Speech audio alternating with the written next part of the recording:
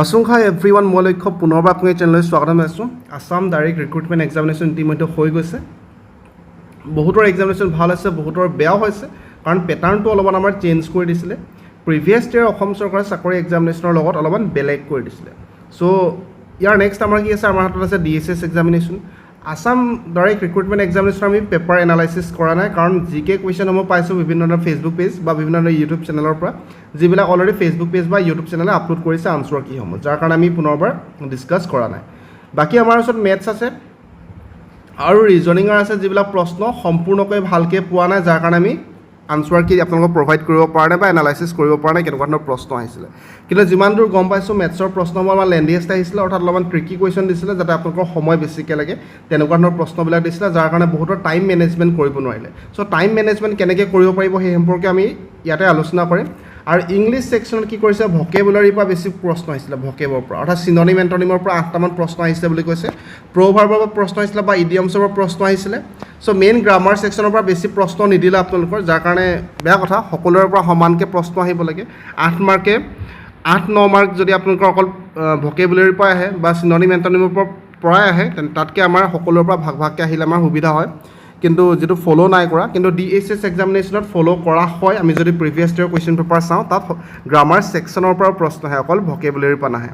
আৰু লগতে কম্প্ৰেহেনশ্যনৰ পৰা আপোনালোকৰ প্ৰশ্ন আহিছিলে, যিটো আপোনালোকে নিশ্চয় কৰিব পাৰিছিলে। 10 মাৰ্কৰ প্ৰশ্ন আহিছিলে বুলি জনাইছে। 10 মাৰ্ক নিশ্চয় আপোনালোকে এটেম্প কৰিব পাৰিছে, কাৰণ আমি ট্ৰিক্সটো শিকিছিলোঁ কেনেকৈ কৰিব লাগে, কম্প্ৰেহেনশ্যন পাৰ্টটো কেনেকৈ ছল্ভ কৰিব লাগে। আমি পেৰেগ্ৰাফটো বা আনচিন পেচেছটো নপঢ়াকৈ, একেবাৰে নপঢ়াকৈ, মাত্ৰ আপোনালোকে 10 ছেকেণ্ডতে আনচাৰবোৰ কেনেকৈ ওলাব লাগে আমি এই সম্পৰ্কে ডিছকাছ কৰিছিলোঁ। মাত্ৰ question keyword plus answer directly ওলাই যায়, একো বুজিবলৈ দৰকাৰ নাই, ডাইৰেক্টলি আনচাৰ ওলাই যায়। সেই সম্পৰ্কে নিশ্চয় আপোনালোকে গম পাইছিলে। চ' আমাৰ নেক্সট আমাৰ হাতত আছে DSS এক্সামিনেশ্যন। এক্সট্ৰা ষ্ট্ৰেটেজি কি ফ'ল' কৰিব পাৰিম আমি, যাৰ কাৰণে আমাৰ ছিলেকশ্যন হ'ব পাৰে।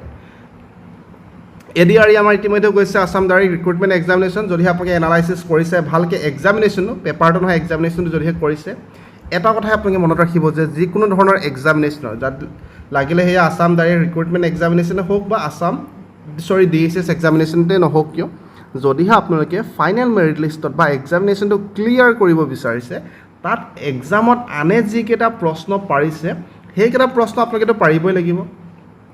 আনে যিকেইটা পাৰিছে সেইকেইটা আপোনালোকে পাৰিবই লাগিব। যদি জিকে কুৱেশ্যন এক্সাম্পল লওঁ আমি, যিকেইটা জিকে কুৱেশ্যন বাকীসকলে পাৰিছে সেই ছেমকেইটা আপোনালোকে পাৰিবই লাগিব। তাৰোপৰি এক্সট্ৰা কিছুমান কুৱেশ্যন আপোনালোকে এটেম্প কৰিব লাগিব কাৰেক্টলি, তেতিয়াহে আপোনালোকৰ ফাইনেল লিষ্টত নাম আহিব বা আপোনালোকে এক্সামিনেশ্যনটো ক্ৰেক কৰিব পাৰিব। এতিয়া এক্সাম্পল আমি লৈছোঁ যে ধৰি লৈছোঁ জিকে কুৱেশ্যন কিছুমান এনেকুৱা ধৰণৰ আহিছিলে, অসমৰ বিত্তমন্ত্ৰীৰ ওপৰত 2টা প্ৰশ্ন আহিছিলে। চ' সেই 2টা প্ৰশ্ন পাৰা মানে আপোনালোকে মাৰ্কছ 2টা এড কৰিছোঁ, আপোনালোকে ছিলেকশ্যন হ'ব তেনেকুৱা নহয়, কাৰণ সেইকেইটা প্ৰশ্নটো বাকীসকলেও পাৰিছে। বা আপোনালোকে ভলীবলৰ প্ৰশ্ন আহিছিলে, কেইজন প্লেয়াৰে খেলে। চ' যিবিলাক প্ৰশ্ন আনে পাৰিছে, বা মিছন চাইনাৰ প্ৰশ্ন এটা আহিছিলে, চ' সেইবিলাক প্ৰশ্নটো সকলোৱে পাৰিছে। সেইকেইটা প্ৰশ্ন আপোনালোকে পাৰিবই লাগিব। তাৰ উপৰি এক্সট্ৰাকৈ কেইটামান প্ৰশ্ন পাৰিব লাগিব, যাতে আপোনালোকৰ ফাইনেল মেৰিট লিষ্টত নাম আহিব পাৰে, আনতকৈ বেছি মাৰ্কছ আপোনালোকে স্ক'ৰ কৰিব পাৰে। তাৰ কাৰণে এক্সামিনেশ্যনৰ আগতে আপোনালোকৰ 2টা ছাবজেক্টত আপোনালোকে এক্সপাৰ্ট হ'ব লাগিব। কোনোবা 2টা ছাবজেক্টত আপোনালোকে এক্সপাৰ্ট হ'ব লাগিব। চ' এক্সপাৰ্ট মানে কি, এক্সপাৰ্ট মানে আপোনালোকে ধৰি লৈছোঁ মেথছ বা ৰিজনিঙত আপোনালোকৰ কনফিডেণ্ট আছে যে আপোনালোকে অল কুৱেশ্যন কাৰেক্টলি এটেম্প কৰিব পাৰিব, বা অল কুৱেশ্যন নহ'লে 1 বা 2টা কুৱেশ্যন ইফাল সিফাল হ'ব পাৰে, কিন্তু মেক্সিমাম কুৱেশ্যন আপোনালোকে কাৰেক্টলি এটেম্প কৰিব পাৰিব মেথছ বা ৰিজনিঙৰ ক্ষেত্ৰত।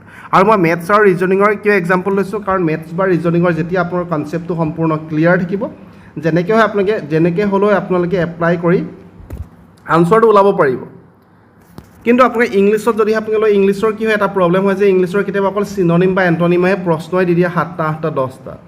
চ' তাৰ কাৰণে আমাৰ লগত প্ৰব্লেম হৈ যায়, বা ইডিয়মছৰ প্ৰভাৰ্বে অকল প্ৰশ্ন দিয়ে, মেইন গ্ৰামাৰ ছেকশ্যনৰ পৰা প্ৰশ্ন নিদিয়ে। কিন্তু DSS এক্সামিনেশ্যনত আপোনালোকৰ কাৰণে এটা ভাল যে প্ৰিভিয়াছ ইয়াৰ কুৱেশ্যন পেপাৰ যদি আমি চাওঁ, তাত বাকী গ্ৰামাৰ ছেকশ্যনৰ পৰা প্ৰশ্ন অলপ আহে। চ' আপোনালোকে ফাৰ্ষ্টত ডিচাইড কৰক যে আপোনালোকৰ প্লাছ পইণ্ট কি হয়, প্লাছ ছাবজেক্ট কি হয়, যিকেইটা ছাবজেক্ট আপোনালোকৰ ফেভৰেট হয়, আৰু সেই 2টা ছাবজেক্টত আপোনালোকে বেছি মাৰ্ক স্ক'ৰ কৰিব পাৰিব। বা আনে যিকেইটা প্ৰশ্ন কৰিব পাৰে সেই 2টা ছাবজেক্টত, যিকেইটা আপোনালোকৰ ফেভৰেট ছাবজেক্ট হয়, আনে যিকেইটা আপোনালোকৰ প্ৰশ্ন এটেম্প কৰিব পাৰে, তাতকৈ আপোনালোকে বেছিকৈ কিছুমান এক্সট্ৰা কুৱেশ্যন এটেম্প কৰিব পাৰিব সেই 2টা ফেভৰেট ছাবজেক্টৰ পৰা। তেনেকুৱা 2টা ছাবজেক্ট আপোনালোকে বাছি লওক, ঠিক আছে। ছেকেণ্ড পইণ্টটো হ'ল যে আপোনালোকৰ এক্সামত টাইম মেনেজমেণ্ট কৰিব নোৱাৰে। মই বাৰে বাৰে এক্সামিনেশ্যনৰ আগত আছাম ডাইৰেক্ট ৰিক্ৰুটমেণ্ট এক্সামিনেশ্যনৰ আগত আপোনালোকৰ সন্মুখত কৈ আছিলোঁ যে টাইম মেনেজমেণ্টটো ইম্পৰ্টেণ্ট হয়, টাইম মেনেজমেণ্টটো ইম্পৰ্টেণ্ট হয়। আৰু এটা বহুতৰে কি হৈছে পাৰা কুৱেশ্যনবিলাক কৰিব পৰা থাকি আহিলে কাৰণ টাইম মেনেজ নহ'ল। আৰু টাইম মেনেজ কেতিয়া আপুনি কৰিব পাৰিব, যেতিয়া আপুনি কুৱেশ্যনবোৰ এবাৰ পঢ়োঁতে বুজি পাব।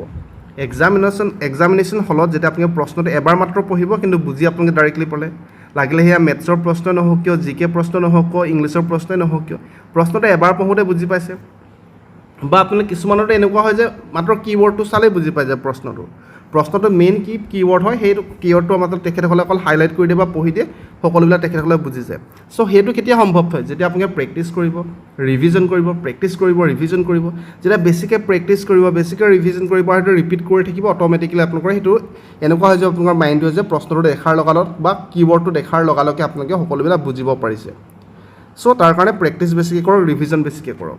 আৰু এটা কথা কওঁ যে মই টাইম মেনেজমেণ্টৰ কাৰণে আপোনালোকক যে বাৰে বাৰে কৈ আহিছিলোঁ, এক্সামিনেশ্যন আফটাৰ এভৰি 25 কুৱেশ্যন, 25 বা 30টা প্ৰশ্ন কৰাৰ পিছতেই বাৰে বাৰে সময়টো চেক কৰক। যদি আপোনালোকৰ ওচৰত ঘড়ী নাই, ৱালত ঘড়ী নাই, তেনেহ'লে আপোনালোকে সোধক ইনভিজিলেটৰগৰাকী বা টিচাৰগৰাকীক যিজন তেখেত তাত আছে যে কিমান টাইম গৈছে। কাৰণ টাইম এক্সামিনেশ্যন হলত কেনেকৈ যে আপোনালোকে গম নাপায়, এক্সামিনেশ্যন হলত টাইম কেনেকৈ যে আপোনালোকে গমেই নাপাব। চ' টাইমটো সেইকাৰণে চেক কৰি থাকক। বাকী কনফিডেণ্ট, ফ'কাছ আৰু ৰিলেক্সটো হ'বই লাগিব, তেতিয়া আপোনালোকে ভালকৈ কৰিব পাৰিব, পজিটিভ হ'বই লাগিব। চ' এইকেইটা আছিলে নিশ্চয় গম পাইছে। বাকী আৰু এটা কথা যে আছাম ডাইৰেক্ট ৰিক্ৰুটমেণ্টৰ পৰা আপোনালোকে কি শিকিব পাৰি যে মেথছ বা ৰিজনিঙৰ ক্ষেত্ৰত স্পেচিয়েলি আপোনালোকে টপিক এটাৰ কনচেপ্ট ক্লিয়াৰ কৰাৰ পিছত, টপিক এটা পঢ়িলে, টপিক পঢ়াৰ পিছত কনচেপ্টটো ক্লিয়াৰ কৰাৰ পিছত প্ৰেক্টিছ কৰক ডিফাৰেণ্ট টাইপৰ কুৱেশ্যন। চ' মাত্ৰ টপিকটো আপোনালোকে ক্লিয়াৰ কৰিলে নহ'ব, যে ক্লিয়াৰ কৰি পিনে আপুনি কেনেকৈ ধৰণে এটেম্প কৰিব পাৰিব প্ৰশ্নবিলাক। ধৰি লৈছোঁ আপোনালোকে চিম্পল ইণ্টাৰেষ্ট পঢ়িলে, চিম্পল ইণ্টাৰেষ্ট পঢ়াৰ পিছত কম্পাউণ্ড ইণ্টাৰেষ্ট আপোনালোকে পঢ়িলে, তো দুটাৰ মাজত মিক্স কৰি পিনে আপোনালোকে প্ৰশ্নবিলাক সুধিব এক্সামিনেশ্যনত। বা আপোনালোকে এৰিয়া পঢ়িলে, যিকোনো এটা জিঅ'মেট্ৰিকেল ফিগাৰৰ, বা আপোনালোকে পেৰিমিটাৰ পঢ়িলে, এতিয়া প্ৰশ্নটো অকল এৰিয়াৰ পৰা এক্সট্ৰাকৈ আপোনালোকৰ প্ৰশ্ন নাহে বা পেৰিমিটাৰৰ পৰা এক্সট্ৰাকৈ আপোনালোকৰ প্ৰশ্ন নাহে, দুটা কম্বাইন কৰি পিনে আপোনালোকৰ প্ৰশ্নবিলাক দিব এক্সামিনেশ্যন হলত। বা আপোনালোকে ট্ৰাইংগল পঢ়িলে, এতিয়া আপোনাৰ ৰেক্টেংগল পঢ়াৰ পিছত ৰেক্টেংগলৰ মাজত ট্ৰাইংগল এটা ফৰ্ম কৰি পিনে বা আপোনাৰ স্কোৱাৰৰ মাজত ট্ৰাইংগল এটা ফৰ্ম কৰি পিনে তেনেধৰণৰ মিক্স কৰি পিনে প্ৰশ্নবিলাক সুধিব। গতিকে আমি মেথছ বা ৰিজনিং পঢ়িলে মানে প্ৰথম কথা আমি টপিকটোৰ কনচেপ্টটো সম্পূৰ্ণ ক্লিয়াৰ কৰিব লাগিব, 100% ক্লিয়াৰ কৰিব লাগিব, যে সম্পূৰ্ণ বুজি পালে আপোনালোকে।